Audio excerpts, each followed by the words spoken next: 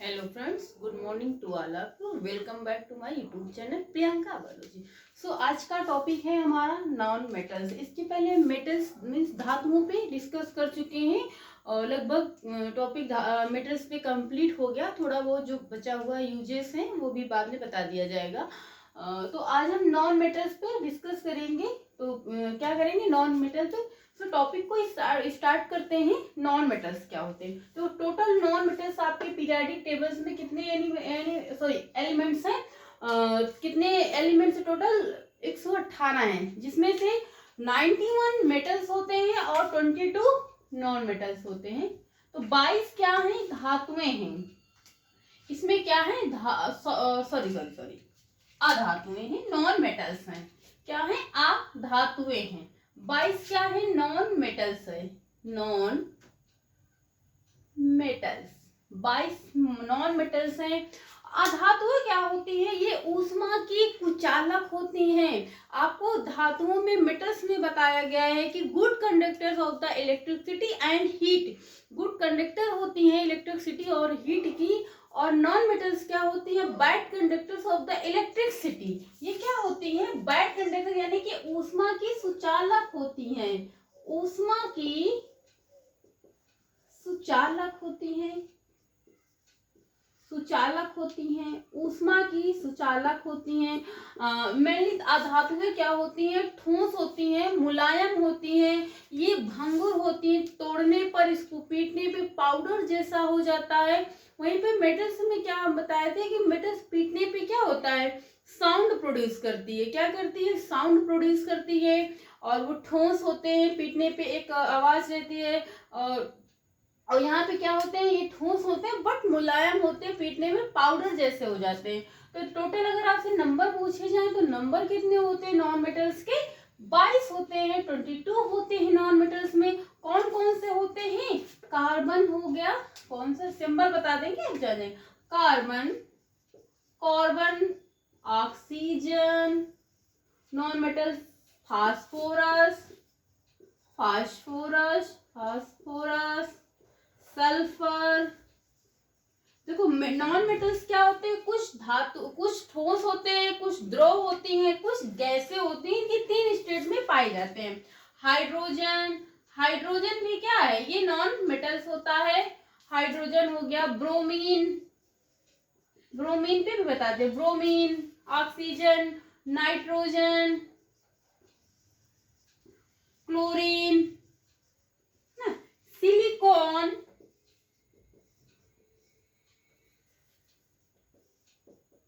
Silicon, neon और helium,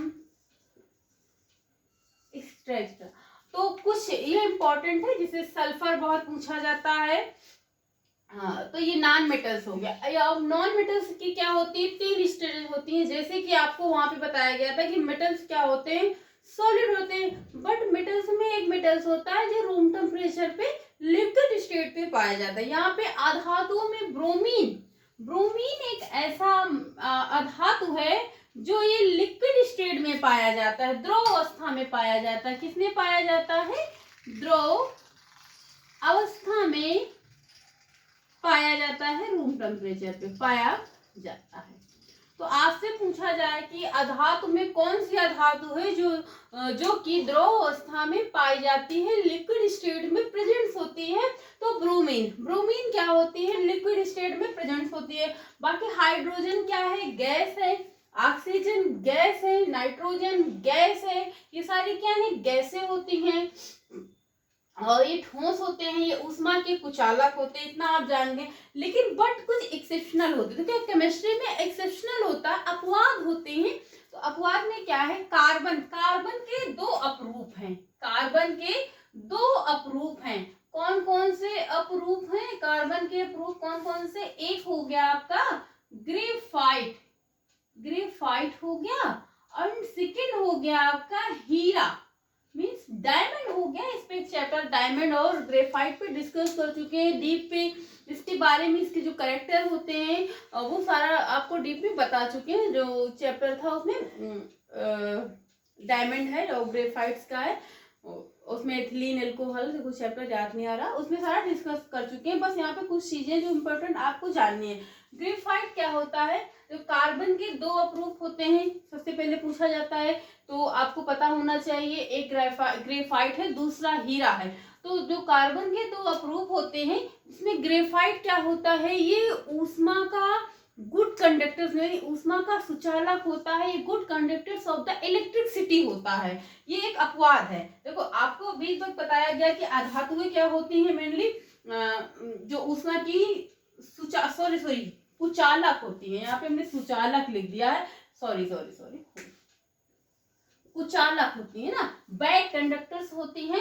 तो ये लेकिन बट क्या होता है, ग्रेफाइट एक ऐसी अधातु है जो कि सुचालक होती है। क्या होती है? ये ऊष्मा की, लिख लीजिएगा, इंपॉर्टेंट पॉइंट है, पूछा जाता है, कंफ्यूज भी करता है। यहाँ पे ऊष्मा का सुचालक है, ऊष्मा का सुचालक है। बाकी हीरा क्या है? कुचालक है। ये सुचालक नहीं है, bad conductors of the electricity यानी हीट का बैड कंडक्टर्स होता है। बट ग्रेफाइट एक अपवाद है जो कि अधातु है और क्या है? ऊष्मा का सुचालक है।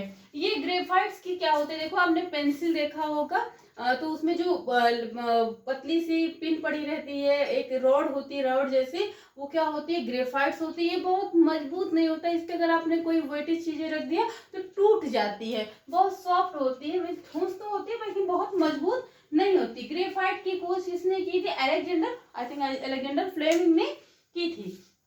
ये ब्लैक कलर का होता है ना। और हीरा क्या होता है आपका? ये जो कि है कि प्रकृति में पाया जाने वाला सबसे ठोस अधातु होता। अगर आपसे पूछा जाए कि सबसे सॉलिड, स्ट्रॉन्गेस्ट या सॉलिड ठोस जो अधातु कौन सी है, तो वो हीरा होती है, डायमंड। ये सबसे ठोस अधातु होती है, लिख लीजिएगा, सबसे ठोस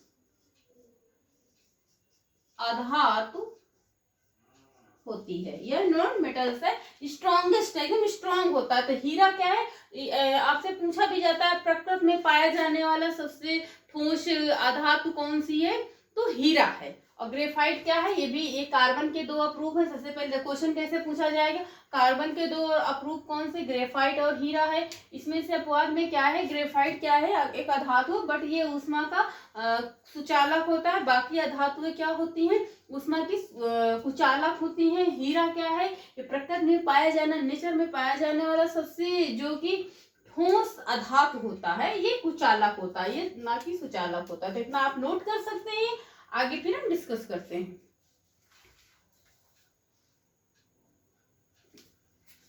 और ब्रोमीन आप जान ही गए कि आधातु। मरकरी क्या था? वहां पे धातु था जो कि लिक्विड स्टेट में पाया जाता था ना। यहाँ पे क्या है? ब्रोमीन है। ब्रोमीन एक आधातु है जो कि द्रव अवस्था में पाया जाता है। 3 अवस्थाएं इनकी भी होती, ठोस, द्रव और गैस होती है। क्या क्या होती है? ठोस और द्रव और गैस। चलेगा आगे। और ये नॉन मेटल्स क्या करते हैं कि इलेक्ट्रॉन को ग्रहण करके ऋणायन बनाते हैं। अभी तक आपने पढ़ा है मेटल्स में कि इलेक्ट्रॉन को त्याग करके, गिव अप करके क्या बनाते हैं? धनायन बनाते हैं। बट यहाँ पे अधातुएं क्या होती हैं? इलेक्ट्रॉन को ग्रहण करके वो क्या बनाती है? ऋणायन बनाती हैं। अधातुएं क्या करती हैं? लिख लीजिएगा, इलेक्ट्रॉन को एक्सेप्ट करते या फिर ग्रहण करके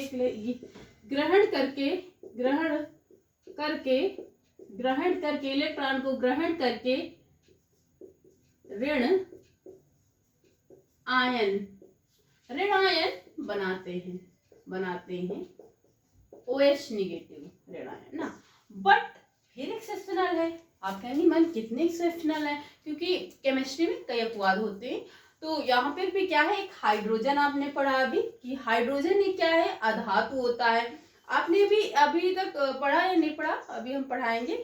ये तो जानते कि हाइड्रोजन का पीरियोडिक टेबल में 2 जगह इसका स्थान जो है शो किया गया। एक मेटल्स के साथ, क्षार धातुओं के साथ, और दूसरा हाइड्रोजन के साथ इनका स्थान शो किया गया। तो ये क्या है? हाइड्रोजन। अब एक्सेप्शनल आ गया कि हाइड्रोजन क्या होता है? आपने पढ़ा भी होगा, नहीं भी पढ़ा होगा तो हमने जो डायमंड ग्रेफाइट के चैप्टर में जो पढ़ाया है उसमें आप जाके देख लीजिएगा, उसमें पढ़ाया गया है इलेक्ट्रॉन का डोनेशन क्या होता है, सहसंयोजी बॉन्ड और वैद्युत संयोजी बॉन्ड, जो भी इतने बॉन्ड है वहां पे पढ़ाया गया था। तो हाइड्रोजन क्या है, हाइड्रोजन इलेक्ट्रॉन को त्याग कर धन आयन बनाता है। तो यहाँ पे लिख लीजिएगा नेक्स्ट लाइन से, हाइड्रोजन हाइड्रोजन हाइड्रोजन इलेक्ट्रॉन, ये एक्सेप्शनल है, अपवाद है, इलेक्ट्रॉन को त्याग कर धन आयन बनाता है, धन आयन H+ बनाता है, सिर्फ हाइड्रोजन। बाकी मेटल्स क्या करते हैं, बाकी सॉरी नॉन मेटल्स, अभी तक मेटल्स पढ़ा है इसलिए बार मेटल्स आ रहा, बाकी नॉन मेटल्स क्या करते हैं, ऋण आयन बनाते। तो ये क्वेश्चन एक इंपॉर्टेंट है यहाँ पे, ये इंपॉर्टेंट लाइन है, पूछा भी जा सकता है कि नॉन मेटल्स अधातु में क्या होते हैं, ऋण आयन बनाते हैं या धन आयन होते, तो ये ऋण आयन बनाती और लेकिन हाइड्रोजन क्या है, एक्सेप्शनल है, जो कि धन आयन बनाता है। एक पॉइंट और लिख लीजिएगा, जैसे कि अभी तक आपने पढ़ा इनका केमिकल नेचर, फिलहाल अभी पढ़ाएंगे आगे कि जो धातुएं होती हैं वो उनकी केमिकल नेचर क्या, उनका रासायनिक प्रकृति क्या होती है, क्षारीय प्रकृति की होती है। बट नॉन मेटल्स क्या होते हैं, अम्लीय प्रकृति के होते हैं। क्या होते हैं, अम्लीय प्रकृति के होते हैं, अम्लीय प्रकृति के होते हैं।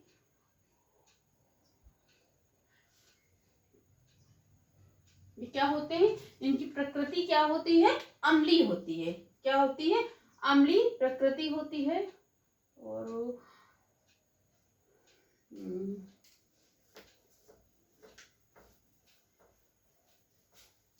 देखो धातुएं क्या होती हैं, ठोस होती हैं, बट ये क्या होती हैं, चमकीली नहीं होती हैं, ये मैली होती है। जैसे कि सल्फर और फास्फोरस ठोस होती है बट मुलायम होती है, बट ये गंदी होती है, चमकीली नहीं होती। ऐसी कौन सी अधातु है जो ठोस और चमकीली होती, तो आयोडीन। आयोडीन क्या होता है, ठोस और चमकीली अधातु होती है। तो लिख लीजिएगा आयोडीन, आयोडीन एक ऐसी अधातु है, एक अपने शब्दों में भी लिख सकते हैं, कैसी अधातु, अधातु है जो ठोस और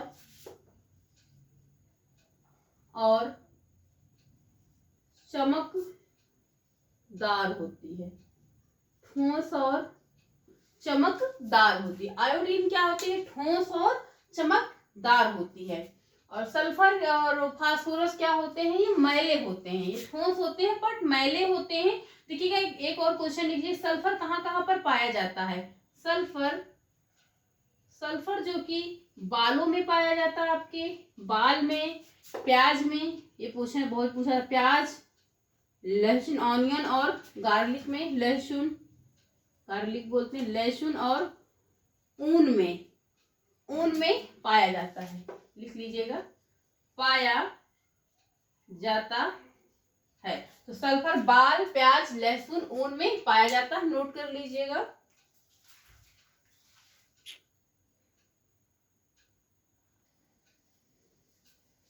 तो इतना हो गया, सल्फर कहाँ कहाँ पर पाया जाता है। देखो क्वेश्चन सीटेड में बहुत पूछा जाता है, यही मेटल्स दिए रहते हैं, सल्फर है, फास्फोरस है, ज्यादा करके सल्फर फास्फोरस ही पूछा जाता है, सल्फर फास्फोरस आयोडीन। और पूछा जाता है निम्न में से कौन अम्लीय है, तो निम्न में से कौन क्षारीय है। अगर जिसको पता है कि मेटल्स जो होते हैं वो अम्लीय प्रकृति के होते हैं और नॉन मेटल्स क्या होते हैं, सॉरी मेटल्स होते हैं क्षारीय प्रकृति के होते हैं, नॉन मेटल्स अम्लीय प्रकृति। तो पता है कि सल्फर क्या होता है, नॉन मेटल्स होता है, तो ये अम्लीय है। अगर आपका कॉन्सेप्ट अच्छे से क्लियर होगा तो क्वेश्चन कहीं से भी घुमाकर कैसे भी पूछा जाएगा, आप उसका आंसर दे सकते हैं। अगर आप सोचेंगे कि वन लाइनर पढ़ लें पेपर निकल जाएगा, तो बड़े एग्जाम में आप छोटे मोटे एग्जाम निकाल सकते हैं, बट आप बड़े एग्जामों की प्रिपरेशन कर रहे हैं तो आप वन लाइनर नहीं, आपको कॉन्सेप्ट पढ़ना बहुत ही जरूरी है, इट्स कंपलसरी है। कॉन्सेप्ट पढ़ना क्या है, बिल्कुल आप समझ लीजिए कि कंपलसरी, इसके बिना हो ही नहीं सकता है। अब आप जब समझ के पढ़ेंगे कोई चीज तो बहुत इजी लगता है। अगर आप ऑनलाइन उसमें रटना तो आपको लगेगा आसान, लेकिन उसमें मेहनत भी ज्यादा लगती है और टाइम भी लगता है, आपको समझ में भी नहीं आता अगर क्वेश्चन घुमा दिया गया तो नहीं। तो अब आप इतना तो उम्मीद है कि अगर आपसे मेटल्स और नॉन मेटल्स में पूछा जाए कि सबसे ज्यादा क्वेश्चन इसी तरह से पूछे जाते हैं, कौन अम्लीय प्रकृति का है, कौन मेटल्स है, कौन नॉन मेटल्स है, ये चीजें पूछी जाती हैं। अभी तो आपका समझ लीजिएगा कि अभी नॉन मेटल्स और नॉन मेटल्स में बहुत कम पढ़ाया गया, अभी बहुत काफी लेंदी चैप्टर्स हैं और बहुत इंपॉर्टेंट भी है, यहाँ से बहुत क्वेश्चन पूछे जाते हैं। अभी तक आपने पढ़ा था कि धातुएं क्या होती हैं, भूपर्पटी पे कौन कौन सी पाई जाती हैं, तो आपने पढ़ा था कौन कौन सी पाई जाती है, नाइट्रोजन, एल्युमिनियम और सर। तो अभी आप धातुओं में पढ़ेंगे कि नॉन मेटल्स में भूपर्पटी पे कौन पाया जाता। तो देखो क्वेश्चन बहुत ज्यादा पूछा जाता है, इंपॉर्टेंट करके लिखिए। यहाँ पे जितना पढ़ाया फिलहाल सारा इंपॉर्टेंट है। तो अधातुओं में ऑक्सीजन सबसे ज्यादा पाई जाती है, 50% जो भूपर्पटी पर ऑक्सीजन पाई जाती है। ऑक्सीजन, ऑक्सीजन क्या है, अधातु है, आपको पता है ना। तो अधातुओं में पता ही है, तो ऑक्सीजन, ऑक्सीजन सबसे ज्यादा पाई जाती है। देखो बहुत इजी लैंग्वेज में आपको लिखाया जा रहा, सबसे ज्यादा ज्यादा पाई जाती है, पाई जाती है, 50% पाई जाती है। नेक्स्ट सिलिकॉन पाई जाती है। दूसरी कौन सी गैस है, दूसरी सिलिकॉन, सिलिकॉन पाई जाती है, दूसरी सिलिकॉन पाई जाती है। ऑक्सीजन सबसे ज्यादा पाई जाती है, दूसरी सिलिकॉन पाई जाती है। ये अधातुओं में सबसे ज्यादा ऑक्सीजन, दूसरी सिलिकॉन पाई जाती है, जो कि भूपर्पटी पर पाई जाती है। ऑक्सीजन, दूसरी सिलिकॉन पाई जाती है, ऑक्सीजन सबसे भू, यहाँ पे लिख लीजिए नहीं भूल जाएंगे, भू पर्पटी पर ऑक्सीजन सबसे ज्यादा पाई जाती है। क्या पाई जाती है, ऑक्सीजन सबसे ज्यादा पाई जाती है। और कुछ मेल्टिंग पॉइंट हैं जो पूछे जाते हैं, वो आप नोट कर लीजिएगा। फिलहाल आज नॉन मेटल्स की एक इंट्रोडक्शन क्लास समझ लीजिएगा, इसके आगे और आपको बहुत इंपॉर्टेंट चीजें पढ़ने को मिलेगी। फिलहाल आज का भी टॉपिक इंपॉर्टेंट है, ये ना सोचिएगा कि इंट्रोडक्शन है तो इम्पोर्टेंट नहीं है, इम्पोर्टेंट है, आप पढ़ के खुद ही समझ जाएंगे कि कौन कौन से क्वेश्चन पूछे जाते हैं। एक लास्ट है पॉइंट लिख लीजिएगा, मेल्टिंग पॉइंट। मेल्टिंग पॉइंट्स क्या है, दो कर लीजिएगा, सल्फर और सल्फर का कितना होता है पूछा जाता है। सल्फर का मेल्टिंग पॉइंट ऐसे एमपी करके लिख लीजिएगा, MP means melting point 150 degree Celsius. 115 होता है आई थिंक, एक बार इसको देख लीजिएगा। 50 नहीं होता, 115 डिग्री सेल्सियस होता है, एक बार देख लीजिएगा, फिलहाल होता है। नेक्स्ट है आपका हीरे का जो सबसे ठोस होता है, डायमंड। क्या कहते हैं, डायमंड क्या होता है, अभी तक आपने पढ़ा सबसे कठोर होता है ना, सबसे ठोस होता है डायमंड। तो डायमंड का होता है 3500 डिग्री सेल्सियस, सबसे ज्यादा इसका मेल्टिंग पॉइंट होता है। अगर आपसे डायमंड का पूछा जाए तो 3500 डिग्री सेल्सियस, सल्फर का 115 डिग्री सेल्सियस, एक बार देख लीजिएगा। फिलहाल इतना ही है, तो आज की क्लास में इतना ही। आई होप आप समझ गए होंगे कि नॉन मेटल्स क्या होते हैं, कितने कितने टोटल नॉन मेटल्स पाए जाते हैं पीरियोडिक टेबल्स में। तो 22 पाए जाते हैं, मेटल 91 होती हैं। कुछ अभी उपधातुएं होती हैं, उन पे बात पे डिस्कस करेंगे। आप प्रॉपर नोट्स बनाते जाइए और क्वेश्चन प्रैक्टिस से सॉल्व करते रहेंगे तो खुद ही पता चल जाएगा कि क्वेश्चन कैसे पूछे जाते हैं। सो फ्रेंड्स, आज की क्लास यहीं तक। अगर वीडियो अच्छी लगे तो चैनल को लाइक करें, सब्सक्राइब करें, अपने फ्रेंड्स में शेयर करें। So thank you class.